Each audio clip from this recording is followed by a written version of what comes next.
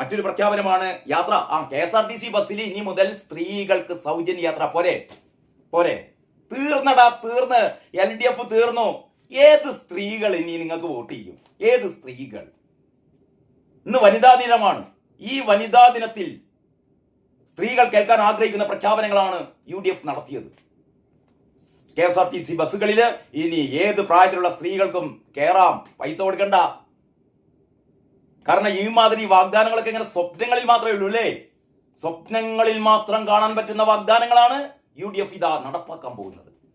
5 പ്രഖ്യാപനങ്ങളും ഒന്നിനൊന്ന് മെച്ചപ്പെട്ട 5 പ്രഖ്യാപനങ്ങൾ. ഇതാ 5 പ്രഖ്യാപനങ്ങൾ ഇങ്ങനെയൊക്കെയാണ്. 1, സ്ത്രീകൾക്ക് KSRTC ബസ്സിൽ സൗജന്യ യാത്ര. കേരളം ഇന്നവരെ കേരളത്തിൽ ഇങ്ങനെ ഒരു പ്രഖ്യാപനം, ഇങ്ങനെ ഒരു കാര്യം ഉണ്ടായിട്ടില്ല. മറ്റൊന്ന്, കോളേജ് വിദ്യാർത്ഥിനികൾക്ക് പ്രതിമാസം 1000 രൂപ. കോളേജ് വിദ്യാർത്ഥിനികൾക്ക് പ്രതിമാസം 1000 രൂപ. പ്രതിമാസമാണ് കേട്ടോ. കോളേജ് വിദ്യാർത്ഥിനികൾക്ക് പ്രതിമാസം 1000 രൂപ. ഒന്ന് ആലോചിച്ചോക്കണം. പെൺകുട്ടികളുടെ ഒരു ശാക്തീകരണമാണിത് അല്ലേ? ഓരോ കുടുംബത്തിനും 25 ലക്ഷം രൂപയുടെ ആരോഗ്യ ഇൻഷുറൻസ്. 25 ലക്ഷം രൂപയുടെ ആരോഗ്യ ഇൻഷുറൻസ് ആണ് ഓരോ കുടുംബത്തിനും.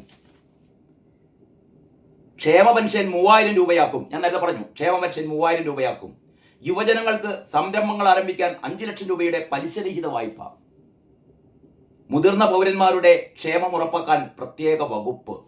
ഇത്രയുമാണ് ഇന്നലെ VD സതീശൻ നയിക്കുന്ന പുതുയുഗ യാത്രയുടെ സമാപനത്തോടനുബന്ധിച്ച് രാഹുൽ ഗാന്ധി